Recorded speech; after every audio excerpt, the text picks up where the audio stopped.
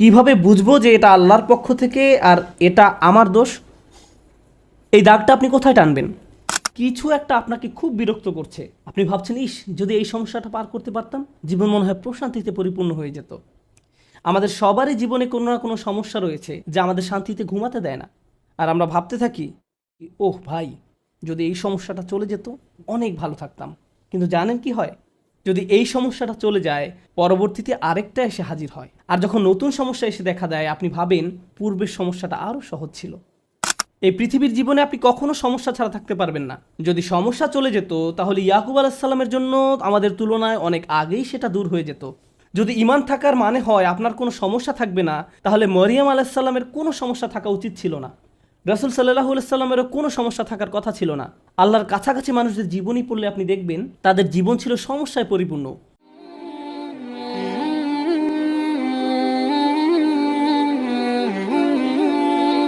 এখন নিজেকে দোষ দেওয়ার ক্ষেত্রে কোন জায়গায় আমরা দাগ টানবো? কিভাবে বুঝবো যে এটা আল্লাহর পক্ষ থেকে আর এটা আমার দোষ? এই দাগটা আপনি কোথায় টানবেন? বস্তুগত জগতে এটা বোঝা খুবই সহজ। বস্তুগত জগৎ বলতে আমি কি বোঝাচ্ছি, যেমন আমার গাড়িতে যদি আমি গ্যাসোলিন দেওয়ার পরিবর্তে পানি দেই, তারপর এটা না চলে, তখন পরিষ্কারভাবে আমি বলতে পারি না যে এটা আল্লাহর পরিকল্পনা। অথবা আপনি যদি সবসময় জাঙ্ক ফুড খেতে থাকেন, মিষ্টি জাতীয় খাবার সবসময় খেতে থাকেন, তারপর ৪৫ বছর বয়সে ডায়াবেটিসে আক্রান্ত হন, তখন আপনি বলতে পারেন না, ইয়া আল্লাহ, আমি কি বিপদে পড়ে গেলাম, এটা আল্লাহর পক্ষ থেকে পরীক্ষা। না, এটা আপনার মন্দ খাদ্যাভ্যাসের পরীক্ষা। আপনি শশা না খেয়ে সুইস রোল খেতেন, বা এরকম যাই খেতেন না কেন, আপনি জাঙ্ক ফুড খেতেন, তাই এমনটা ঘটেছে। সুতরাং বস্তুগত জগতে কমন সেন্স দিয়ে সবাই কারণ এবং ফলাফল বুঝতে পারে।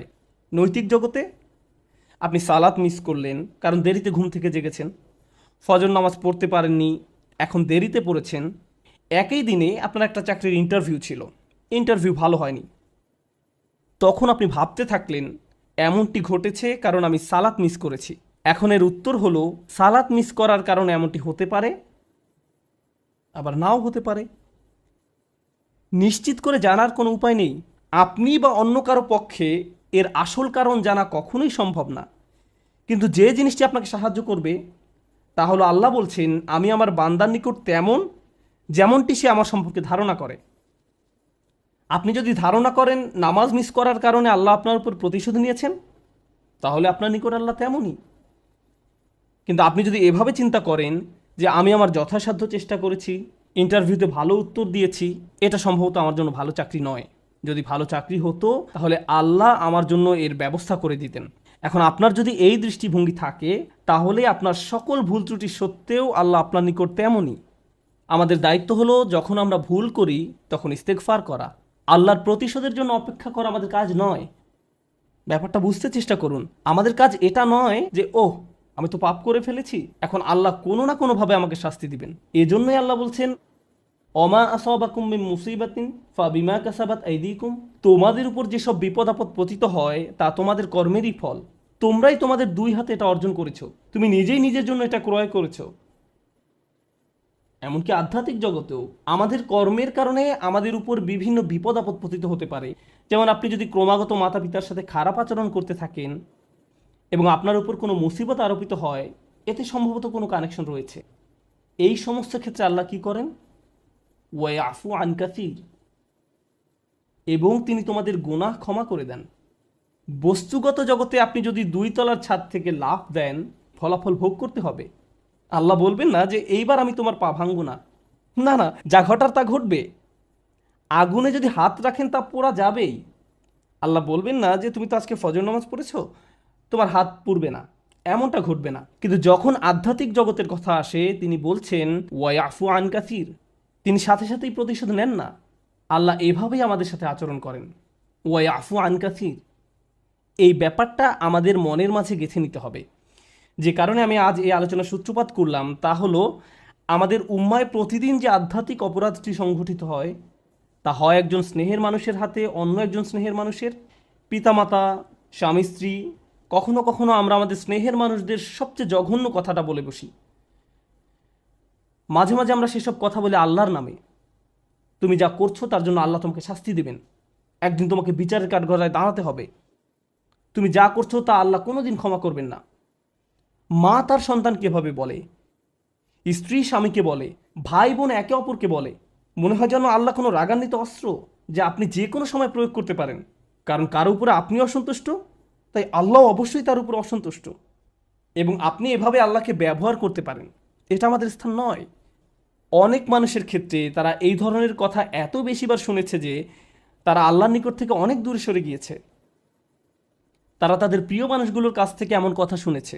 একটা শিশু তার মা বাবার কাছ থেকে এমন কথা সব সময় শুনে এসেছে, নামাজ না পড়লে আল্লাহ তোমাকে শাস্তি দেবেন, নামাজ না পড়লে আল্লাহ তোমাকে শাস্তি দেবেন, এই বিস্কুট খাওয়ার কারণে আল্লাহ খুবই রাগান্বিত, সব সময় আল্লাহ রাগ করবেন, আল্লাহ রাগ করবেন, আল্লাহ রাগ করবেন।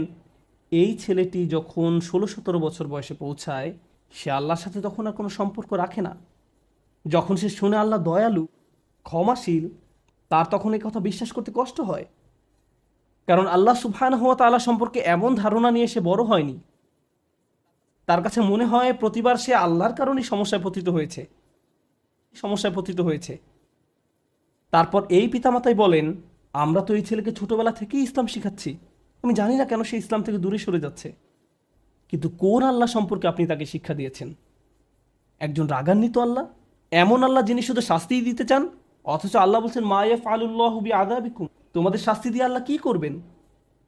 আল্লাহ নিজেই এই কথা বলছেন, তোমাদের পিছনে লেগে আল্লাহ কি করবেন? তাই মানুষ খারাপ পরিস্থিতিতে পড়লেই মনে করে আল্লাহ তাদের শাস্তি দিচ্ছেন, আল্লাহ তাদের কষ্ট দিচ্ছেন। তার এমন পরিস্থিতি আল্লাহ তৈরি করেছেন, আল্লাহ তাদের কষ্ট দিচ্ছেন। আমার এক কলিগ আমাকে একটা কথা মনে করিয়ে দিয়েছিলেন। মালয়েশিয়া আসার সময় কোত্থেকে হঠাৎ করে, এমনটা আগে কখনো হয়নি, আমার টনসিলে ব্যাকটেরিয়ার আক্রমণ ঘটে। এটা এমনভাবে ফুলে গিয়েছিল যে আমার গলার অর্ধেকটা ব্লক হয়ে গিয়েছিল। আমার কাছে মনে হয়েছিল একটি নাকের ছিদ্র বন্ধ হয়ে আমি যেন ডুবে যাচ্ছি। আমি তখন আবুধাবি থেকে এখানে আসার মাঝপথে বিমানে ছিলাম। বিমান থেকে নেমে দ্রুত একটা ক্লিনিকে গেলাম। তারা বলল, তোমাকে অমুক অমুক ভারী চিকিৎসা নিতে হবে। এখানে আসার পর আমাকে অপারেশন করার পরামর্শ দেওয়া হলো। ভাবতে লাগলাম, কী হচ্ছে এসব? ডাক্তার বলল, এমন ঘটনা একেবারেই ঘটে না। ব্যাপারটা আসলেই অদ্ভুত। আমার 30 বছরের ক্যারিয়ারে শুধু আরও একবার এমন ঘটনা দেখেছি। তো আমি হাসপাতালের বেডে শুয়ে আছি আর অপারেশনের জন্য অপেক্ষা করছি। তখন আমার এক কলিগ আমাকে মনে করিয়ে দিল যে এই মুহূর্তে তোমার জন্য এটাই শ্রেষ্ঠ জায়গা। এই মুহূর্তে হাসপাতালের এই বিছানাই তোমার জন্য সর্বোত্তম জায়গা। এটাই তোমার জন্য আল্লাহর পরিকল্পনা। আমি ভাবতে লাগলাম, আমাকে অমুক অমুক প্রোগ্রাম বাতিল করতে হবে, অমুক অমুক জায়গায় যেতে পারবো না, পরিস্থিতি কিভাবে মোকাবেলা করব, অমুক ক্যালেন্ডার, অমুক মিটিংয়ের কী হবে। এত দূর থেকে আসলাম প্রোগ্রামগুলো করার জন্য। তারপর হঠাৎ করে আমার কলিগের এই কথা আমার সব কিছু শান্ত করে দিল। হ্যাঁ, এখানেই আমার থাকার কথা। এর চেয়ে ভালো কোনো জায়গা হতে পারে না। কারণ হাসপাতালে আসার পরিকল্পনাটি তো আমার নয়, এটা আল্লাহ আজ্জা জাল্লার পরিকল্পনা। আমাদের আল্লাহর এমন কাছাকাছি থাকতে হবে যে আল্লাহ যখনই আমাদের জন্য যে পরিকল্পনাই করেন না কেন, আমাদের প্রতি তার ভালোবাসার কারণেই এমনটি করেন। আল্লাহ আজ্জা জাল্লাহ তার বান্দাদের ভালোবাসেন। তিনি তাদের জন্য সবচেয়ে ভালোটাই পছন্দ করেন। আমরা আমাদের নিজেদের যতটা ভালোবাসতে পারি, আল্লাহ আমাদের তার চেয়েও বেশি ভালোবাসেন। আমরা নিজেদের যতটা যত্ন নিতে পারবো, আল্লাহ তার চেয়েও বেশি যত্ন নিয়ে থাকেন। আমরা যখন এই বিষয়টা ভুলে যাই, তখন হেদায়েত হারিয়ে যায়। একই বিষয়ে সূরা তাগাবুনে আল্লাহ বলছেন, ওয়া ইউমিন বিল্লাহি ইয়াহদি কলবাহু, আল্লাহর নির্দেশ ব্যতিরেকে কোনো বিপদ আসে না, এবং যে আল্লাহর প্রতি বিশ্বাস করে সেই বিপদের সময়, কারণ আপনি তো এমনিতেই আল্লাহকে বিশ্বাস করেন, যখন মুসিবতে পড়েন কেবল তখনই প্রশ্ন করতে শুরু করেন, আল্লাহ কেন আমার সাথে এমনটি করছেন? ঠিক সে সময়ের জন্য আল্লাহ ওয়া ইউমিন বিল্লাহ এই বাক্যটা ব্যবহার করেছেন। যে কেউ সত্যিকার অর্থে আল্লাহকে বিশ্বাস করে, হ্যাঁ, আপনি সব সময় বলেন আল্লাহ রহমান, আপনি কি আসলে অনুভব করেন আল্লাহ রহমান? না, এই মুহূর্তে তিনি সম্ভবত জুন্তিকম, এই মুহূর্তে তিনি সম্ভবত সেই সত্তা যিনি প্রতিশোধ নিয়ে থাকেন। এখন সম্ভবত তিনি আল জব্বার আর রহমান নন। লক্ষ্য করেছেন, যখন বিপদে পড়েন তখন আর রহমানের উপর আপনার ঈমান হারিয়ে যায়। আল্লাহ বলছেন, সে সময় তুমি যদি আর রহমানের উপর ঈমান রাখতে পারো, তিনি নিজেকে তোমার নিকট আর রহমান হিসেবে উপস্থাপন করেছেন, সেই মুহূর্তে তুমি যদি তা করতে পারো, তাহলে আল্লাহ তোমাকে কি উপহার দিবেন? এটাই আমার খুতবার উপসংহার, যে আল্লাহ আমাদের কি উপহার দিবেন। আমি স্বাস্থ্য চাই, অসুস্থতা থেকে সুস্থ হতে চাই, আমি চাকরি চাই, আমি টাকা চাই, আমি উত্তম পারিবারিক অবস্থা চাই, আমি বর্তমান অবস্থা এড়াতে চাই, আমি চাই অন্য মানুষ যেন আমাকে কোনো কষ্ট না দেয়, আমি চাই মানুষ যেন আমাকে নিয়ে কথা না বলে, যেটাই হোক না কেন কিছু একটা আপনাকে খুব বিরক্ত করছে। আপনি ভাবছেন, ইস যদি এই সমস্যাটা পার করতে পারতাম, জীবন মনে হয় প্রশান্তিতে পরিপূর্ণ হয়ে যেত। আমাদের সবারই জীবনে কোনো না কোনো সমস্যা রয়েছে যা আমাদের শান্তিতে ঘুমাতে দেয় না। আর আমরা ভাবতে থাকি, ওহ ভাই, যদি এই সমস্যাটা চলে যেত অনেক ভালো থাকতাম। কিন্তু জানেন কি হয়? যদি এই সমস্যাটা চলে যায়, পরবর্তীতে আরেকটা এসে হাজির হয়। আর যখন নতুন সমস্যা এসে দেখা দেয়, আপনি ভাবেন পূর্বের সমস্যাটা আরও সহজ ছিল। এটা তো অনেক বড় সমস্যা। আপনি যদি আল্লাহর উপর ভরসা রাখতে পারেন, আল্লাহ আপনাকে কি দিবেন? তিনি আপনার সমস্যা শেষ করে দেন না। এই পৃথিবীর জীবনে আপনি কখনো সমস্যা ছাড়া থাকতে পারবেন না। যদি সমস্যা চলে যেত, তাহলে ইয়াকুব আলাইসাল্লামের জন্য আমাদের তুলনায় অনেক আগেই সেটা দূর হয়ে যেত। যদি ঈমান থাকার মানে হয় আপনার কোনো সমস্যা থাকবে না, তাহলে মরিয়ম আলাইসাল্লামের কোনো সমস্যা থাকা উচিত ছিল না। রাসূল সাল্লাল্লাহু আলাইহি সাল্লামেরও কোনো সমস্যা থাকার কথা ছিল না। আল্লাহর কাছাকাছি মানুষদের জীবনী পড়লে আপনি দেখবেন তাদের জীবন ছিল সমস্যায় পরিপূর্ণ, বড় বড় সমস্যা। আর আপনি শুধু এই সমস্যাগুলোর কথাই পড়ছেন। আপনি পড়ছেন তারা কিভাবে একটা সমস্যা থেকে আরেকটা সমস্যা জীবন অতিবাহিত করে গেছেন। আল্লাহর একজন মহান রসুল ছিলেন ইউসুফ আলাইসাল্লাম। তার জীবনের দিকে তাকালে দেখবেন ছোটবেলা থেকেই তিনি সমস্যায় আক্রান্ত ছিলেন। তাহলে আমি এই প্রশ্নটি বারবার করছি, আল্লাহ তাহলে আপনাকে কি দিচ্ছেন? আপনার জীবনের অতি ভয়াবহ সমস্যার সময় যখন আল্লাহর উপর পূর্ণ বিশ্বাস রাখেন, এর বিনিময়ে আল্লাহর কাছ থেকে কি পাবেন?